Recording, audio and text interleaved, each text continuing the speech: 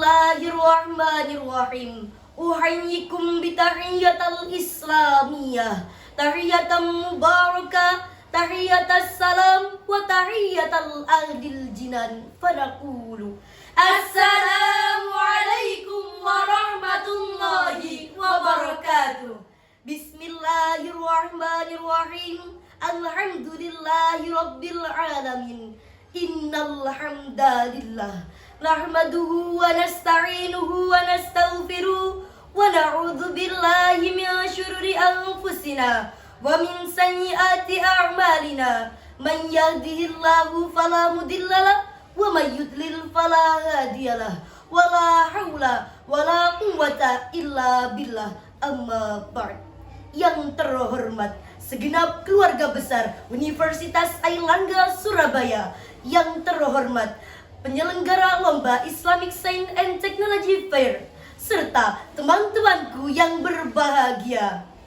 Yang pertama dan yang paling utama, marilah kita panjatkan puja dan puji syukur kehadirat Ilahi Rabbi yang mana telah memberikan rahmat, taufik, hidayah serta inayahnya kepada kita sekalian sehingga dapat berkumpul dalam acara yang insya Allah penuh barokah ini. Yang kedua kalinya, sholawat dan salam tetap tercurah limpahkan kepada sang proklamator mendunia, seru umat beragama dan akhir para anbiya, Nabi Muhammad sallallahu alaihi wasallam. Ya Sayyidi ya Rasulullah, ya Sayyidi ya Habiballah, ya Sayyidi ya Rasulullah, ya Sayyidi ya Habiballah, ya Muhammad, yang telah menuntun kita dari zaman kegelapan menuju zaman yang terang benderang, yakni ad-dinul Islam wal iman wal ihsan.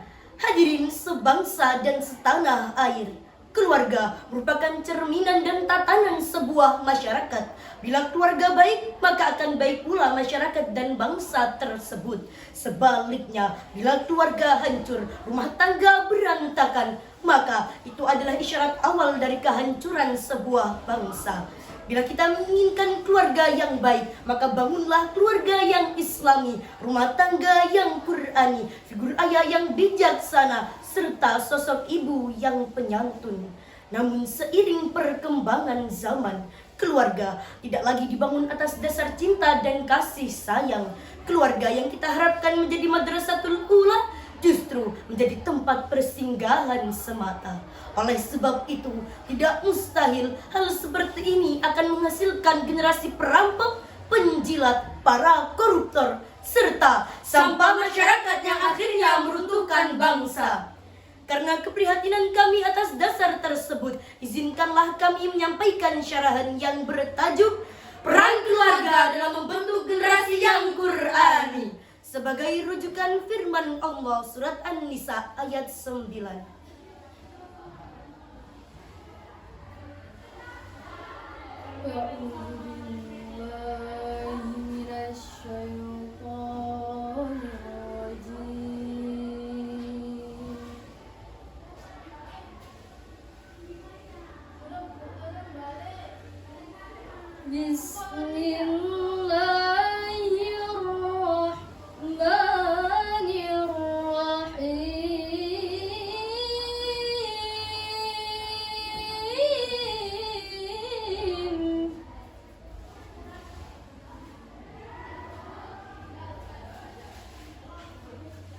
وَلْيَخْشَ الَّذِينَ لَوْ تَرَكُوا مِنْ خَلْفِهِمْ ذُرِّيَّةً ضِعَافًا خَافُوا عَلَيْهِمْ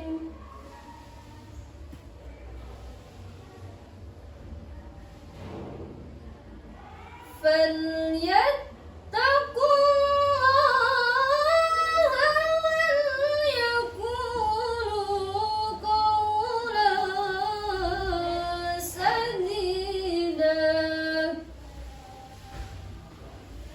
Aku berlindung kepadamu ya Allah syaitan yang terkutuk.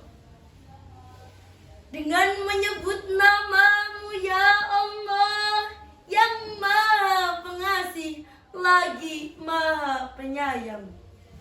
Dan hendaklah takut kepada Allah orang-orang yang seandainya meninggalkan di belakang mereka anak-anak yang lemah, yang mereka khawatirkan terhadap kesejahteraan mereka. Oleh sebab itu, hendaklah mereka bertakwa kepada Allah dan hendaklah mereka mengucapkan perkataan yang benar. Hadirin para pemuda harapan bangsa, Muhammad Sayyid Tantowi dalam tafsir Al-Wasit menjelaskan bahwa ayat ini merupakan peringatan kepada semua orang untuk khawatir, cemas dan takut untuk meninggalkan generasi yang lemah. Lebih lanjutnya, pakar tafsir Indonesia berdarah Arab Muhammad Quraisy Shihab mengatakan bahwa kata dha'ifah bermakna lemah harta. Namun jika kita kaji lebih mendalam, bukan karena lemah ekonomi atau lemah harta yang menjadikan masyarakat Indonesia tidak berpendidikan, yang akhirnya melahirlah kebodohan, keterbelakangan, buta huruf. Namun yang lebih tragisnya, anak-anak tidak mengenal Al-Quran. Menurut data statistik tahun 2014, Indonesia yang mayoritasnya adalah umat muslim dan fanatik akan keislamannya, 75% generasinya tidak mampu membaca Al-Quran. Fakta ini cukup memalukan, mengkhawatirkan, dan mencemaskan kita. Hal ini merupakan rencana awal Barat dalam menjajah dunia Islam. Perdana Menteri Victoria pernah berpidato di depan parlemennya. Apabila kita ingin menjajah negara-negara yang mayoritasnya adalah umat muslim, maka hal yang paling utama untuk kita lakukan adalah menjauhkan mereka dari Al-Quran, supaya mereka buta terhadap kandungannya. Selama mereka berpegang teguh pada Al-Quran, maka selama itu pula kita tidak akan sanggup menjajah mereka. Rumah adalah madrasah pertama. Jika dipersiapkan lebih awal, maka akan menghasilkan generasi yang kuat. Lantas bagaimana cara membentuk generasi yang Qur'ani? Allah berfirman dalam Quran surat At-Tahrim ayat 6.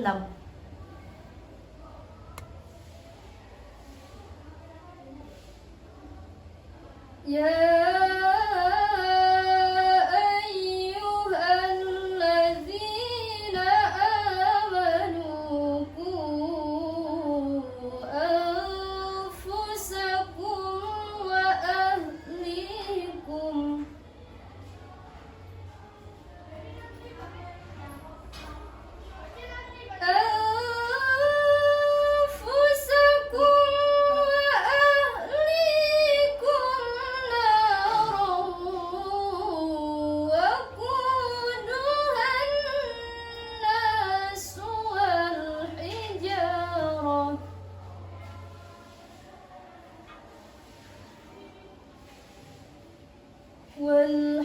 والحجارة عليها ملائكة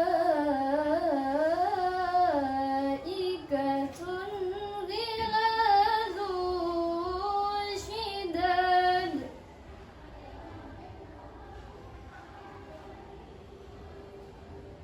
لا يعصون الله ما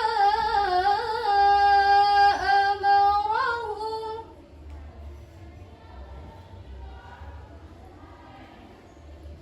لا يعصون الله ما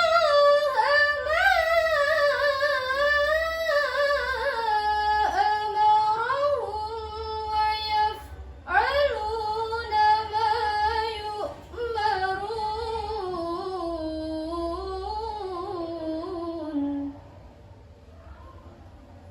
لا يعصون الله ما أمرهم ويفعلون ما يؤمرون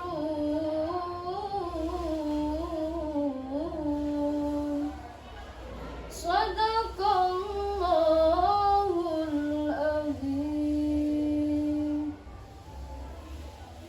Hai orang-orang yang Rahman, peliharalah dirimu dan keluargamu dari api neraka yang bahan bakarnya adalah manusia dan batu.